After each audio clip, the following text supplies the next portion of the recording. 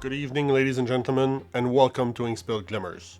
Our top story tonight, Ravensburger made an accidental printing mistake and had to issue an errata to a small, inconsequential card. After printing the wrong type on Ursula, Deceiver of All, and forgetting a lore logo on the French version of Stitch Carefree Surfer, it seems that Bucky, Squirrel's quick tutor, is getting an errata.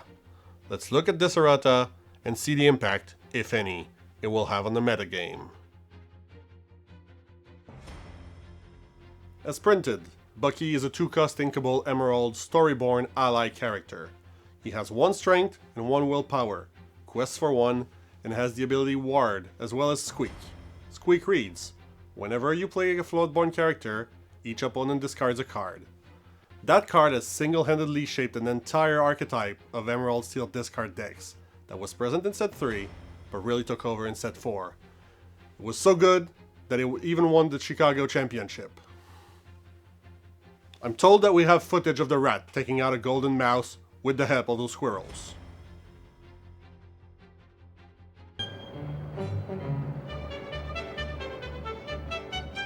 Looking for this! Our apologies, ladies and gentlemen. This is a serious broadcast that has no time for cartoons and other childlike entertainment. The perpetrator will be found and promptly fired. Now back to our topic. Given that the squirrel created what some people considered an unfun and oppressive play pattern, also known as winning, Ravensburger decided today to issue an errata in order to make the card more balanced. The new card is now a 3-cost inkable emerald storyborn ally character. He still has 1 strength and 1 willpower, as well as the ability Squeak, which now reads, whenever you play a Floodborn character, if you use Shift to play them, each opponent chooses and discards a card. The official statement claims to take this kind of errata and potential bans very seriously, and had this comment about the context of this ban. Ursula's return gave Bucky's player the opportunity to discard multiple cards from opponent's hand as early as turn 2, while building up a board that was very difficult to interact with, creating a stressful environment that just wasn't fun. Ward was also made Bucky close to untouchable, taking away players' agency to deal with a powerful and cheap threat. For these reasons, we're increasing Bucky's cost to 3, and removing Ward from him. Additionally, we feel that requiring Shift better represents the Floodborn mechanic, as many decks utilizing Bucky have mostly ignored using the shift mechanic outside of 1 Sinister Bird. While this reporter is very saddened by the treatment of our poor squirrel, it's hard not to empathize with the community and the decision and context of this change. The errata will come into effect on August 9 with the release of Shimmering Skies and will impact the Toronto Lorcana Challenge by creating a set 4 metagame that will be absolutely unique to this tournament. In order to give Bucky the send-off it deserves, please take a moment of silence with us.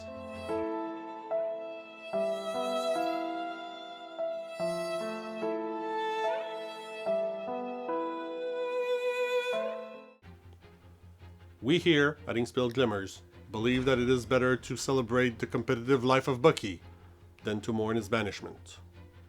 So we decided to showcase him in a series of games filmed a few weeks ago. Keep in mind that the games and commentary were shot prior to this announcement and might not relay the sadness in our hearts.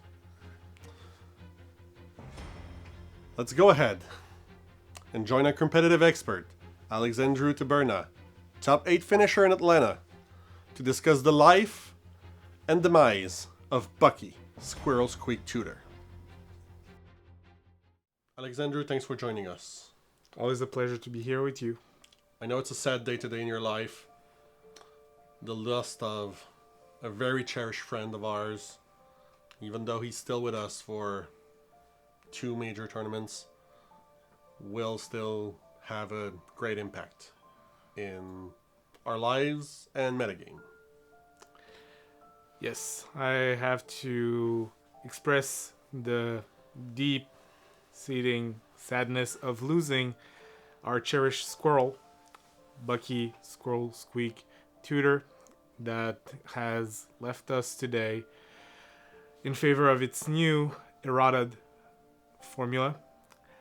I have to mention that Bucky was a turning point in the strategy I had used in Atlanta to earn myself a top 8, a spot in the Continental Tournament, as well as many sweet Lorcana prizes that now made the start of, let's say, my career.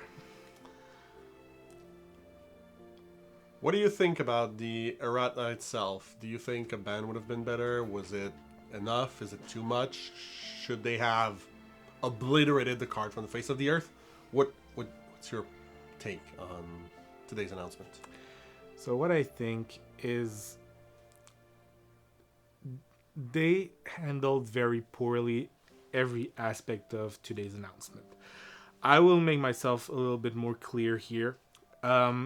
Those 3 changes on the card make it completely unplayable from a competitive standpoint. Even from a more casual standpoint, the card is now overcosted and doesn't do enough to be relevant. The effect is unique enough, but not desirable enough anymore. How I would have gone about it, first and foremost, if we wanted to keep the card somewhat relevant to the metagame, would have been probably choosing one of the 3 modifications. Personally, I would have gone with the removal of the ward mechanic on the card, leaving the squirrel more vulnerable to spot removal, such as Baboom. You could have exerted it with a Pinocchio, Defeated Ambition, Brawl. Every removal under the sun would have made way with the squirrel being so small. So this would have been a way to keep the card in the current meta, albeit being less dominant. Afterwards, I think that if you really wanted to take out the card of the metagame, you could just ban it. The problems now with the many erratas on the card is that new players that will acquire the card printed as such as it is now, as you see it here in our pockets, it will be confusing to new players to not understand why the card doesn't have the right matching text. They will probably just realize that, oh, the card is very good, I should use that, I should build a strategy around it, and then discover that indeed it's not as good as they thought. Because generally, there's a saying in TCGs where you say, reading the card explains the card. Yep. And in this case, reading the card doesn't explain the card. Yeah, no, and I can empathize with a new competitive player showing up in set 5, building a green discard type deck centered around Bucky, going to their store championship, and being told by a judge, yeah, no, that's not how your card works. You can't play that way, and having a deck that's functionally unusable. Yeah, you have to be in the known for that. You have to be really active. For a new player, sometimes it's quite hard to just pick up on these cues that you don't know exist, you know? I know we spend a lot of time at League explaining the already few erratas that have been made to the cards, so this one will definitely show up in the upcoming weeks. And the last thing I think that was mishandled with the changes made to the card is probably the timing. There were 2 ways to go about the card. Either you wanted it to be to leave the metagame right away and effective immediately with all the set championships that are coming, with the upcoming DLC in Fort Worth, Texas, and all the coming tournaments until set number 5. Or you could have left it until the set number 5 becomes legal for competitive play. This would have been probably how I would have handled it, just because it doesn't create a really niche, small metagame only for DLC Toronto, which will take place in at the end of August, which is kind of a weird spot where set number 5 will not be legal, but also Bucky will have its erratas on the card now. Yeah, it will effectively have one metagame for that specific tournament. It will be quite hard. I spoke to people today. This just happened today when we are filming this, and already I have talked to a lot of people that were saying, so how do I prepare for Toronto? Remember, here at Inkspill Glimmers, we're Canadians. We are very excited for our DLC in Toronto, and now it will probably be the weirdest one out of the bunch. Yep. I mean, it's going to make coverage fun. For sure. But still, I would have liked having to say a proper send-off to my squirrel. Now I have to go to Fort Worth. Now, going back to the deck that won the Chicago DLC, it was a Bucky Diablo list, and that's the games we're going to showcase tonight. So, what do you have to say about the deck? So, just a small overview of how the deck used to function. As will be showcased in the games that we played and that we will be commenting, the deck is built around the synergy of the titular squirrel. So the main strategy was a mid-range shell based around attacking the hands in your opponent's hand. Every time you were playing a Floodborn character, which you could do as early as turn 2, with shifting a Diablo Devoted Herald onto Diablo Maleficent Spy, by pitching an action from your hand, you could start the stream of discard from your Bucky that you could play as the Diablo was shifted for free. So you would go on from turn 2, 3, 4, and by turn 5, probably your opponent doesn't have any more cards in hand, preventing them from playing the game.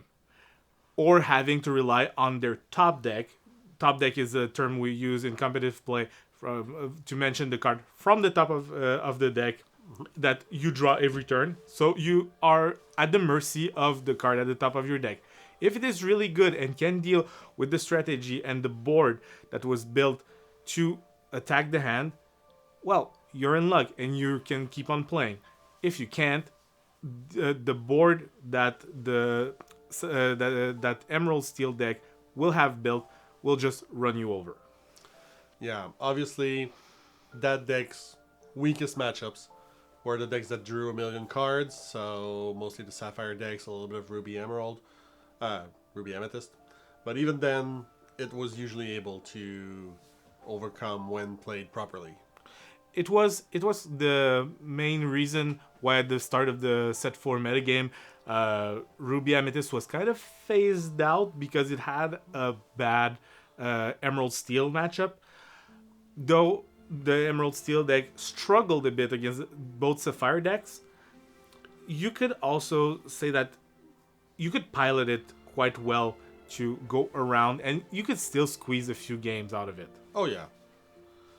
So, without further ado, let's jump right into those games that were filmed prior to this announcement and see how the deck fared against the meta for a final send-off. Farewell, Bucky. You will be missed. So this match here, one of my least favorite decks in the format right now, Sapphire Steel.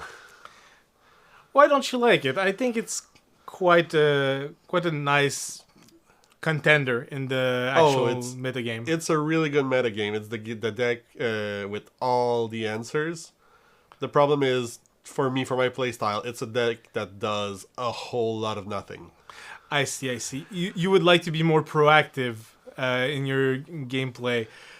Well, this is what we're gonna see here. We're gonna see Emerald Steel trying to be very proactive, getting a ball rolling against the deck that will spin its wheels a whole lot until finding pieces that it can assemble together and just run to the finish line. Yeah, and here we see the pivotal key of having Bucky on turn 2. So hopefully this does the trick. The thing that's interesting here, though, is that we do not see a shift or a Floodborn on 3. Yeah, 2 turns to draw it. That's fine. We usually find it. There's a lot of draw targets for sure. Of draw targets for turn 3, and securing that with the small Robin as it adds all the big Robin Hoods as potential 3-drops. Exactly. So the classic start for blue, a popsicle. And here we find our 3-drop Floodborn. Look at that. So we see here a very, very good start for the Emerald Steel deck, doing exactly what it wants to be doing in the face of, let's say, the classic blue start. Let's see if they can find a 1 jump ahead so they themselves can have a very good start. We see here that they decide to deal with the Robin Hood instead. Trying to prevent the shift. Fair enough. We see here getting rid of one of the 2, Strength of a Raging Fire, going immediately for the discard on the Bucky. So we already see the disruption in the game plan of preventing their turn 2 by forcing them to baboon, making them discard. But the question here that I have for you is, you inked the Ursula, where a lot of people would probably keep it to try to remove like the turn 4 grab or whatever big removal or ram piece that Sapphire would usually play there. What made you keep Jafar instead of Ursula here? At this point, I valued the, let's say, beginning of mid-game 1-2 punch with being able to go with Jafar into a 5-drop, into things that will not get grab your sword. For sure, now most of the engine will be compromised if a grab your sword comes out really early, but also it enables me to have a discard on 3, have a discard on 4, have a discard on 5, which is very, very big for the blue deck. Here we haven't seen the Hiram Flaversham yet to be able to refuel, so I think you have to press that advantage as much as you can. And then with the Exerted Diablo starting to draw with them, and here's the grab. That's fine. Like I said, right now we spend the whole turn doing the grab your sword. We still have a Jafar pushing on some pressure here. We're gonna be able to deploy the Beast probably at this point, inking that second Jafar. Yep, there comes the Beast. So now we see the Green Steel deck still in a quite nice position. For sure, the Blue Steel deck can find a lot of tools, a lot of ways to deal with that kind of board presence, such as a Tinkerbell. I'm getting ahead of myself. I mean, that definitely stops the Beast from gaining card advantage. For sure. But now the Beast is so big that that Tinkerbell cannot just reliably start questing. Oh, for sure.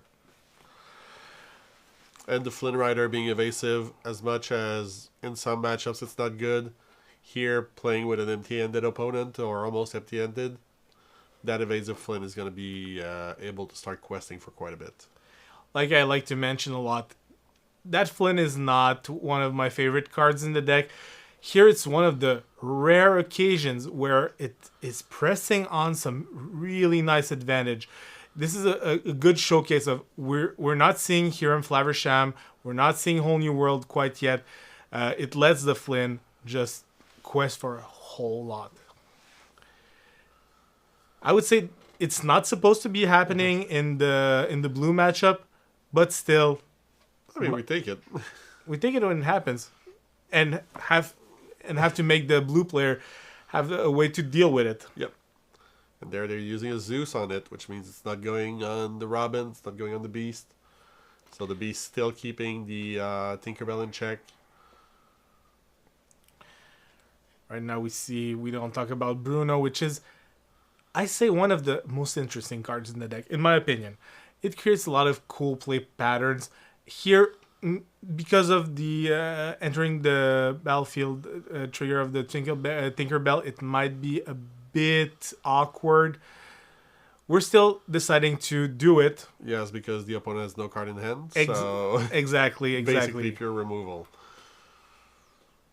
It's definitely a card that shines more when your opponent is locked like that, and when you're not playing against Ruby, because everything in Ruby either has Rush or an enter the battlefield effect when you're going to their bigger creatures, so you don't want to send them back to hand and just reload them, basically.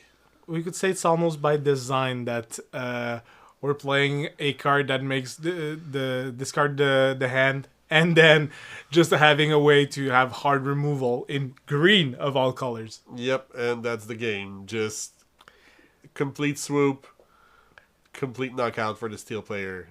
I would say this is quite an uncharacteristical game for the matchup. I feel that the Sapphire Steel deck has a leg up on the Green Steel deck, and quite a leg up, I would say. Probably not as much, but probably more actually than the Sapphire Ruby deck, which is even slower at getting its grinding its wheels. And the ability in the Sapphire Steel, even though it's falling out of fashion a little bit, but to have the whole new world, can refuel that hand and just keep it going. Exactly.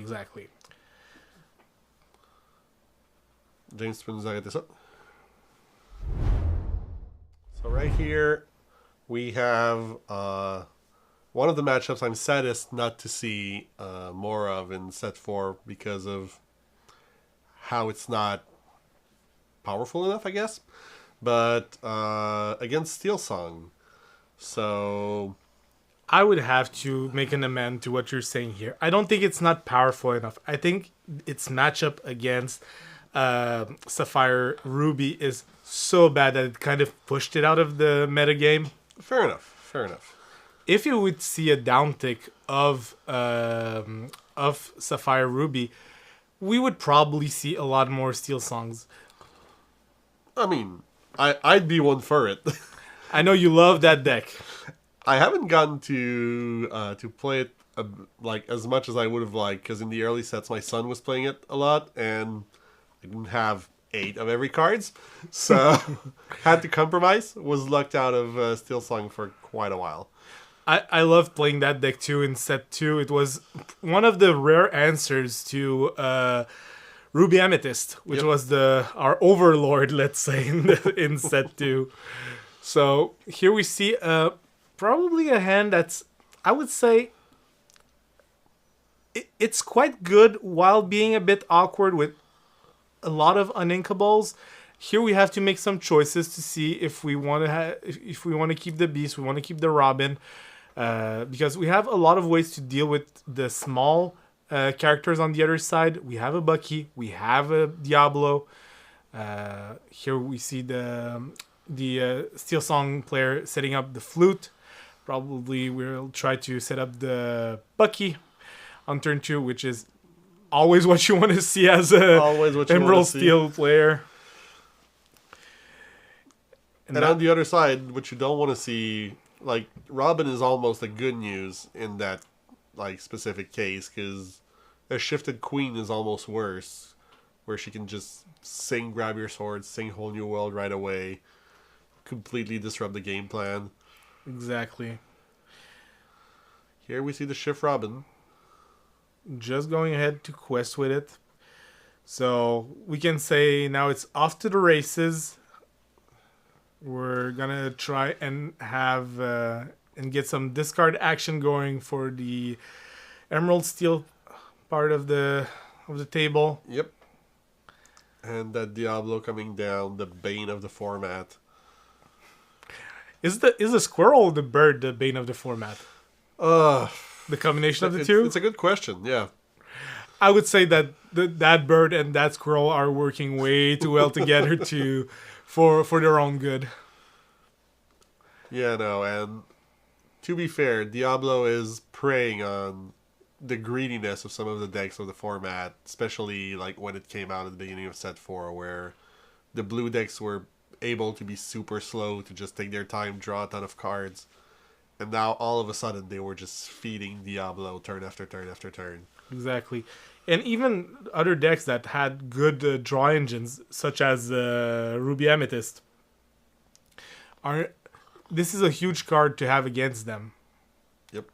We see here a really interesting card, I think, in the present climate of the game, Pride Land.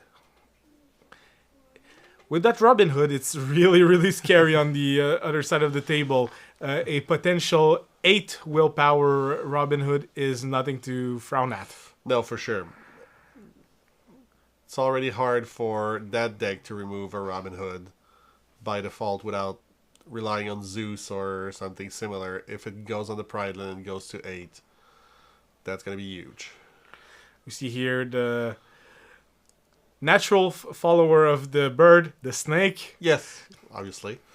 So we're getting some more discard going on.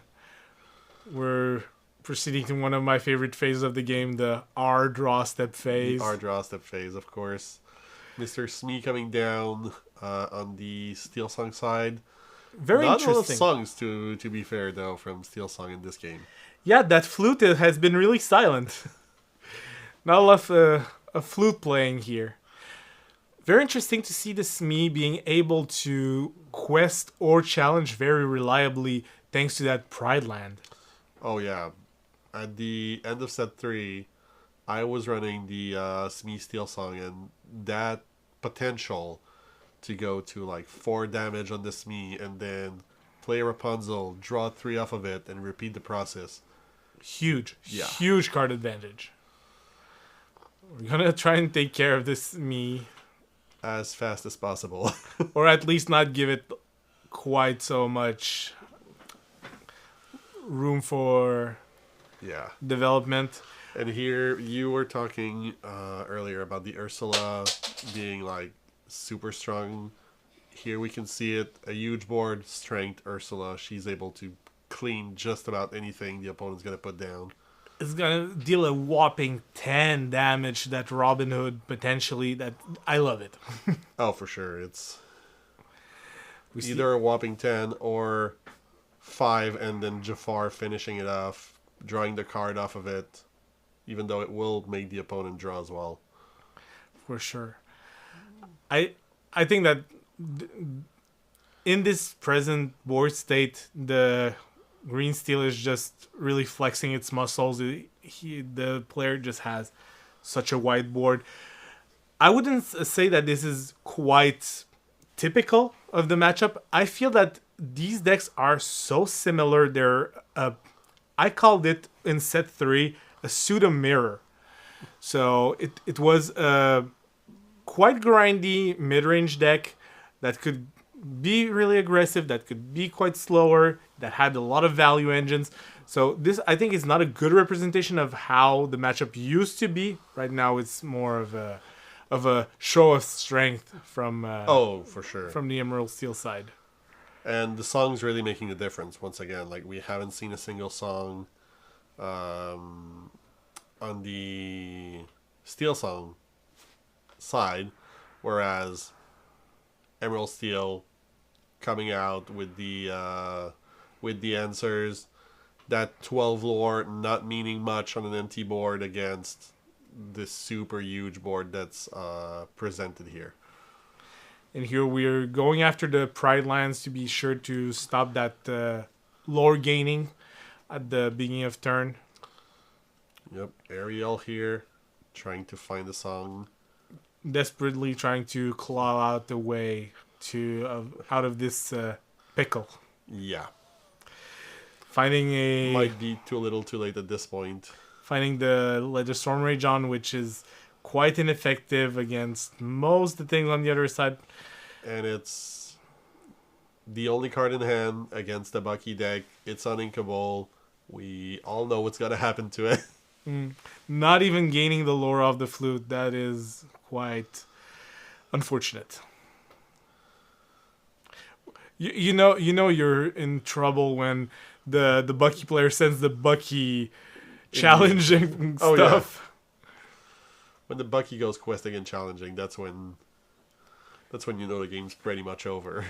Though I have to acknowledge that some people are quite scared to just ever have their Bucky exerted, which is something you might want to be doing in some of the blue matchups and the slower matchups. I wouldn't recommend it against Ruby, but against the slow blue decks, they're not gonna send their Flaversham after it. For sure. And here, my favorite addition to Steel Song in set 4, the Aerial Sonic Warrior, able, when the songs are present, to deal a whole lot of damage, to take out a Tamatoa on her own.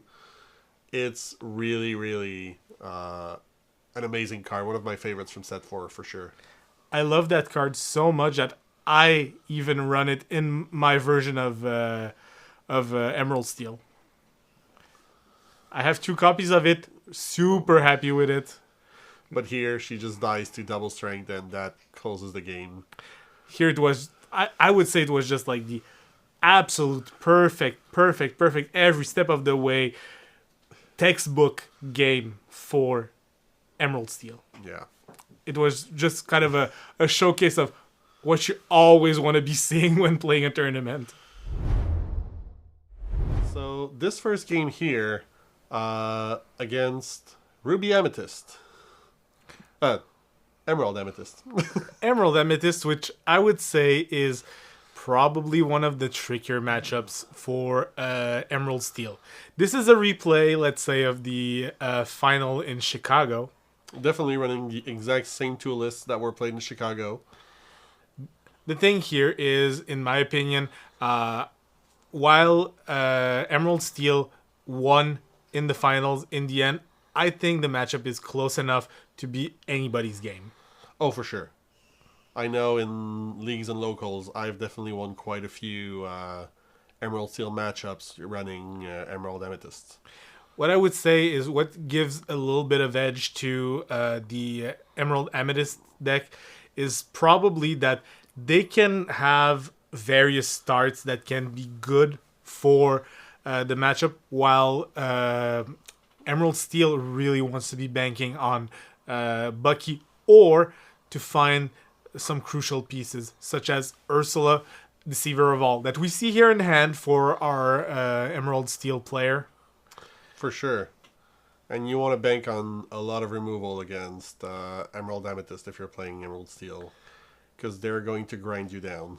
Exactly. They want to go as fast as they can, while you will try and play catch up. The thing is, as soon as you successfully catch up to them, you are able to just run away with the game. And this is what Emerald Steel tends to be doing in most matchups. Yeah. And here we see some of the flavors of Emerald Amethyst, with Jack and the Crab showing up as solutions to Diablo, basically, either forcing him to charge into an exerted character, or buffing up a Pegasus with the Crab and giving it enough strength to take it down. That Crab is definitely one of the big pieces in that deck. Because here we see Robin Hood showing up a bit later onto the party, but I think it's still quite fine to play it on turn 2. We want to be seeing what could happen in the hand on the other side, and now we're electing to play said Robin Hood to be able to set up a shifted Robin. Shifted Robin probably on next turn. Like I mentioned, it's interesting to try and set up Ursula, Deceiver of All, but here we see that there are no songs in hand, which make that option way less tempting. I mean, there's a Sudden Chill, but really, it's not the song you're looking for in that matchup. Generally, Sudden Chill just wants to bridge a gap after a Bucky to be able to just get rid of a whole hand. Well, and here the big problem with that we see is the Diablo coming down, which helps refuel on the Amethyst side. So here we see thinking about what to do, what to ink, and probably set up that shifted Robin. Deciding to get rid of the Ursula. Like I said, I think it's not the best card at the moment. Deciding to shift the Robin Hood. And once again, just like in Atlanta, you flexing the Enchanted left and right. Loving my Enchanted. Now there are about 12 or 15 of them in the deck, and no stopping. The editor must absolutely love those. Really? You tell me. So here we see that we are ramming the Robin Hood into the Flynn because this is a really aggressive early character. We don't mind discarding the Jafar. We find a song here finally, which probably Ursula would have been really happy about, but quite late. We'll probably try and set up the song and the bees that we see in hand for later turns. Here the crab doing exactly what it's meant for, to just be able to get rid of a Diablo. Yep.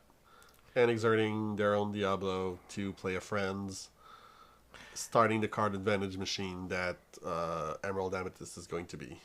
I always like to call this step the R draw step. Yeah. So here we see no real good option on the steel side except for trying to run a bit with the Robin Hood.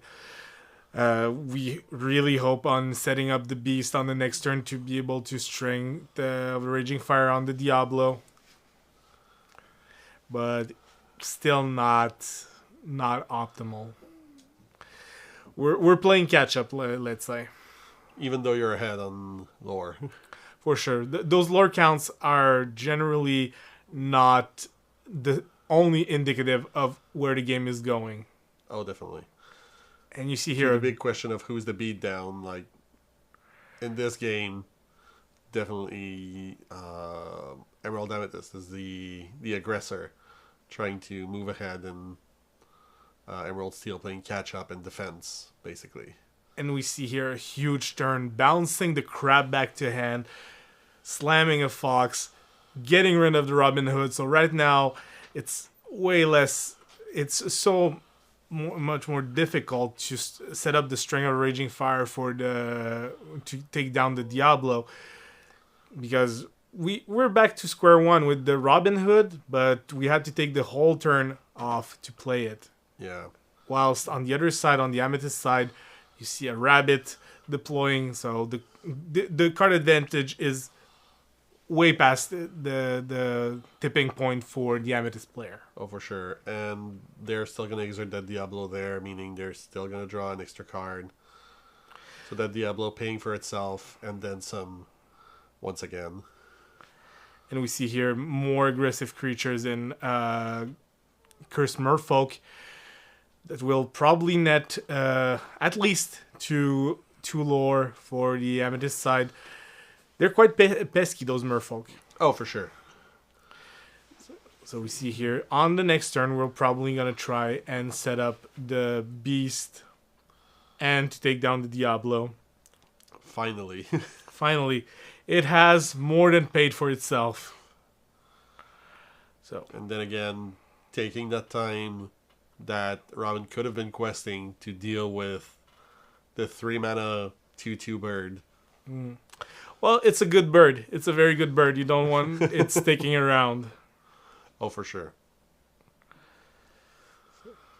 So right now, still trying to find a footing, just get the ball rolling with the Beast, with the Robin. The creatures on the steel side are so much bigger than the creatures on the Amethyst side. Oh, definitely. But at the same time, the Amethyst, ahead on board, ahead on lore, ahead on ink, there's starting to be like a need for the steel player to to catch right back up. And there we see the crab coming back, allowing to remove that Robin, giving an extra card, but denying the extra lore, denying the body to remove the merfolk, guaranteeing almost another 2 lore from those merfolks, or at least some expensive removal. And that's the problem here. That crab just worked overtime. It pumped 2 foxes to be able to take down 2 Robin Hoods. Those exchanges are so backbreaking for Steel. Oh, for sure. We see here that the beast is back down. We decide to ing the strength of a Raging Fire because it's not going to do the job we want when we have so little characters on board. And with the Let Us Storm in hand, that basically guarantees an answer to the merfolk next turn that's going to replace itself in hand. I love the design of that card where you don't really lose tempo on the card. You don't just use it as removal. It replaces itself as well. But here also we see one of the most problematic cards for the Emerald Steel deck, the Castle, the Queen's Castle. It has a lot of willpower. It's really lean, mean, and ready to draw cards and win games. And with that 1 cost to move characters that are going to draw more cards, like, you have to deal with it as soon as it comes down, basically. Especially since, if I remember correctly, that list did not run Grab Your Sword, so you have to answer both the board and the castle at the same time. Here we're trying to set up something. We play the Flint, so to probably be able to contest the Diablo, but deciding also to pitch the Let the Storm Rage onto it, drawing the strength and dealing with the merfolk. We see in hand an Ursula Deceiver of All, again, quite late to the party. We would have loved having her on board while we had all those songs going on, but I think things just didn't line up correctly. Yeah, and that castle's starting to do its job. But still, about as well as that turn could have gone for the deck, right? Yeah, well, this is how you want to be closing the games for the Amethyst side. You want to set up a castle in the mid to late game. Just start drawing cards, gaining lore, having people on the castle to draw the cards, having to answer the characters and the location, and eventually probably just close out with some of the most cheesy Amethyst way, probably a goat or bouncing goats or something like this. Yes, juggling goats. Juggling an Olympic goats. sport in this year of 2024. I hear Paris is going to have a competition of it. Interesting. We'll be taking a look at the goat juggling contest also here on the channel. The Ruby Amethyst players have a lot of experience in that department.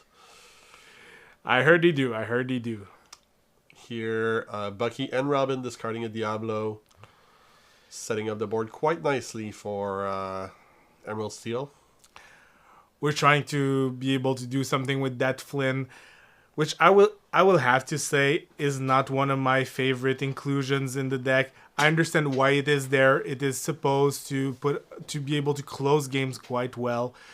I personally don't love it in the blue matchups because the blue players tend to find their hero in Flaversham and just refuel really, really easily, rendering it most of the time obsolete.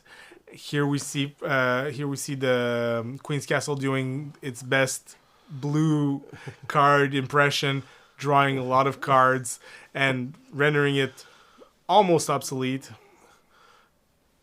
And to be fair, like Flynn also dies to Brawl, to the Sisu coming down.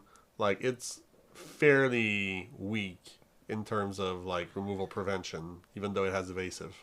And right now the main problem is it is not big enough to contest that Pegasus. Yeah. So now we see And they're switching to juggling rabbits instead of juggling goats. We're gonna be juggling all kinds of animals here. So that's something I really want to see. well, Who doesn't want to see that?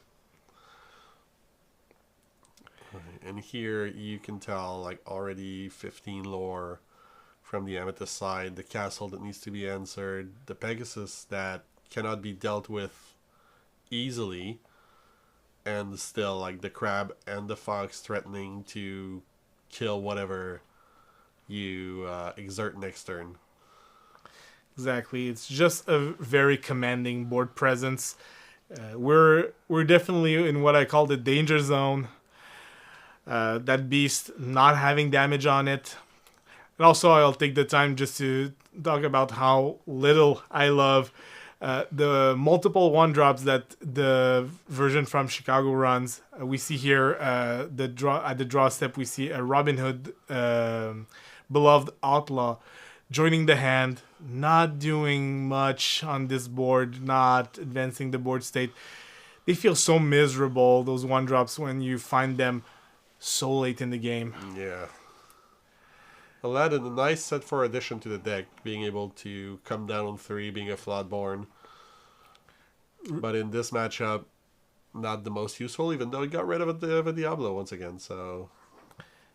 Well, it's a decent beater. It's a 3/3 for 3. Quest for 1, but also it's a huge tool for the blue matchups. Oh, for sure. So we see here the beast chipping out on the castle, the Flynn not being able to take down the Pegasus, taking out the castle, the Robin Hood trying to catch up a little bit. And then Amethyst here being able to just quest to 19 right away. Really, anything is an answerable threat at this point. So we go to 19 here. We see him tap the ink, and the goat comes out. No need for juggling here. The absolute Amethyst finisher of get to 19, have a goat. So this is probably how the matchup should look like in most games. I feel Amethyst has a slight edge, but still, it's fairly even.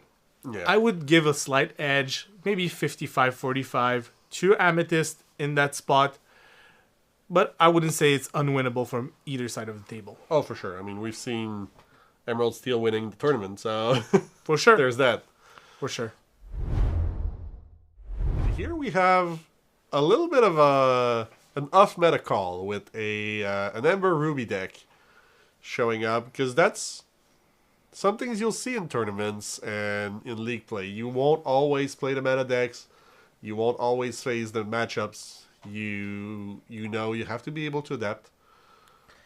People will often bring their pet deck, and there are a lot of, let's say, fervent partisans of the Mufasa decks.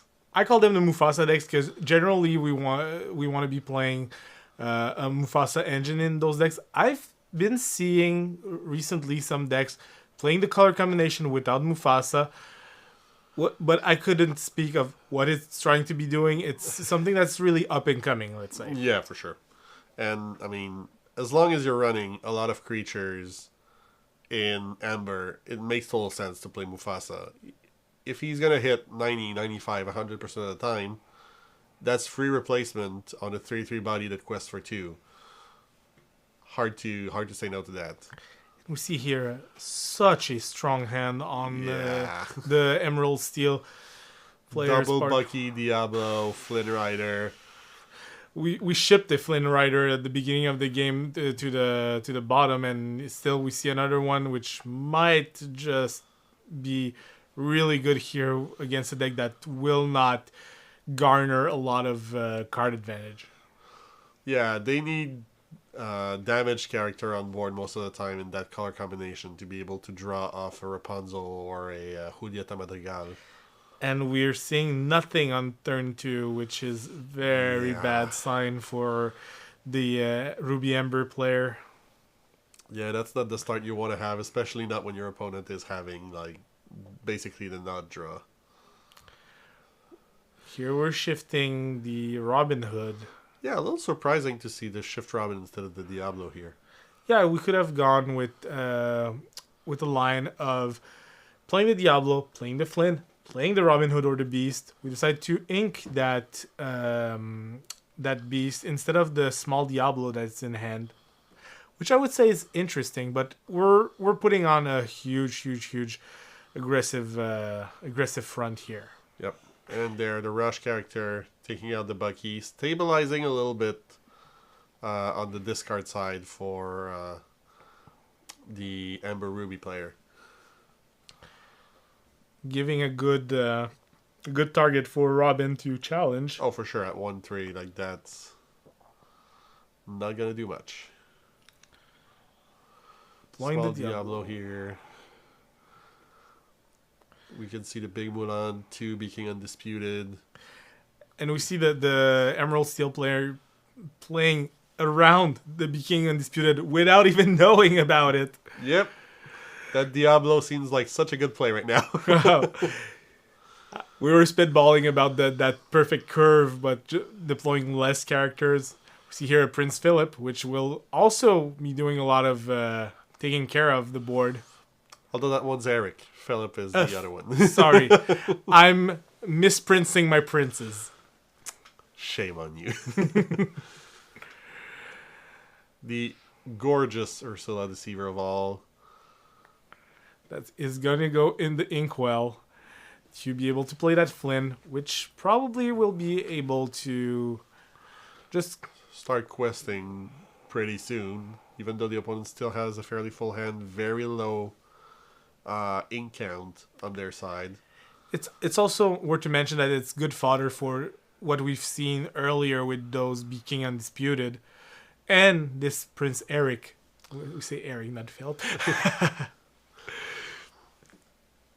And also here, clearly Emerald Steel being the aggressor, just questing aggressively, going for that lore, trying to prevent the opponent from stabilizing and coming back. And we see like the double Be King Undisputed here, barely doing a dent in the actual useful board of the opponent. Well, what's interesting here is that on next turn, that Prince Eric will be probably able to ram into something and take it down, depending on what the Ruby Ember player wants to go after. Because now we see a lot of good contenders on the board. The Diablo is card advantage engine. The Robin Hood is a clock. The Jafar is also just a huge beater. We're deciding to take out the Robin Hood. Yeah, I'd wager the Diablo would have been just as good of a target. Probably just a little easier for the deck to deal with one way or another. And here we see return another of Prince one. Eric. Look at that. We see another one. So here we get more removal. More of the time. We're just going to fire away one of the sudden chills to be able to take care of what's left of the hand. And Quest to 11, pass turn. Eric has nothing to crash into. it's still a pretty good quester, though. Yeah. Oh, and we see a That's Sisu. where the Titan Ambition would have been really good Oh, for the yeah. Ember player, being able to take basically the whole board away. It's been a while since we haven't seen Titan Ambition. Yep. Fallen out of favor for Be King Undisputed, but could definitely still have its place in a meta that's full of Diablos and other small threats. Like this Sisu right here that we see. So we see here Diablo down, but that Jafar is able to replace it quite nicely. Yep. And here we see We're even setting up the Bucky. I love it. So with the beast in hand, we only see Julieta. Julieta with nothing to heal, just a 1/4. Not much of a threat. Here we're just gonna go off to the races. And that's not the deck where you have to be afraid of the Be Prepared, so like... No, not a deck filled with creatures. You really don't want to be wrathing the board.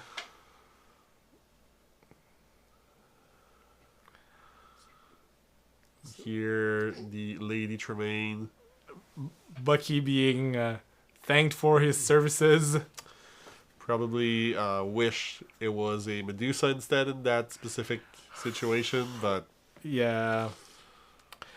Well, What are both you cards gonna are do? still good. I just think that the Medusa looks way better nowadays on white boards because every deck is always trying to have like more people on the board just to have stuff to do. yeah, and with B-King basically replacing Lady Tremaine's effect, it's a lot easier for the red deck to have this singable removal while still keeping their 6-drop for Tremaine. For Medusa, sorry. Yeah. You see here a strong board for Wow. Emerald Steel. A Beast, a Robin Hood, a Jafar that has eaten 2 characters as of now. Finally gets off the board, but at what cost? Too little, too late, I would say. Oh! I mean, the Rapunzel refilling the hand here. This is quite nice. It's probably a bit late for a comeback, but who knows? You have to start somewhere. Yeah, exactly. This Sorry. this is the interesting spot for the deck where it wants to be crashing into three strength characters and just healing with the Rapunzel. It's still a good engine after 4 sets. Yep, 4 sets in, it's still a good draw engine. Definitely no longer commanding the 60-70 USD that it did at some point, though. Oh, for sure. But still one of the big cards in the game. Ursula there, looking at the hand, we see a Brawl and a Pirate Peter Pan. Interesting. And we have a reader. We have a reader here on my part. Yep. That Peter Pan, able to challenge pirates without taking damage, but mostly, if I remember correctly, is a rush character that can come in and deal a little bit of damage if required. Rush characters, such a big part of the metagame, I feel, this time around. Yep. I think it's really of the identity of Ruby to be able to have ways to just smash into other characters reliably, immediately. Yep, having basically full on removal. And here Robin crashing in, taking those 2 lures at the same time, 17 lethal on board. We're just running here. We're just Yeah. running. The opponent doesn't have a lot to be able to answer here. Creatures are not enough by themselves to kill any of the characters. The Brawl may be able to take the Ursula, but even then...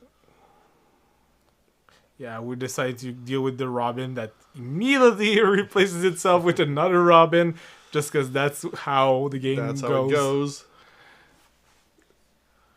And then The Rapunzel just preventing the extra card draw from the Beast, but just delaying by probably 1 turn tops the writing that is on the wall at this point.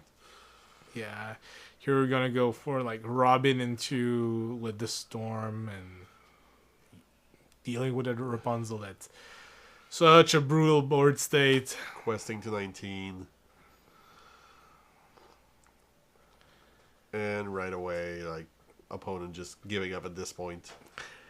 We haven't seen the Mulan all game long, which is interesting. Like, I would have loved seeing some action off of her taking care of most of the board, but that's not how the game went. Yeah. But I feel that's probably a very good representation of how that matchup will go. It's very, very, very favorable for Emerald Steel, which will just go under and then over.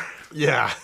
So that's just going around, playing around all sorts of things. It's a good strength of the deck to be able to adjust and be both the aggressor and the more control-y deck in certain matchups. Exactly.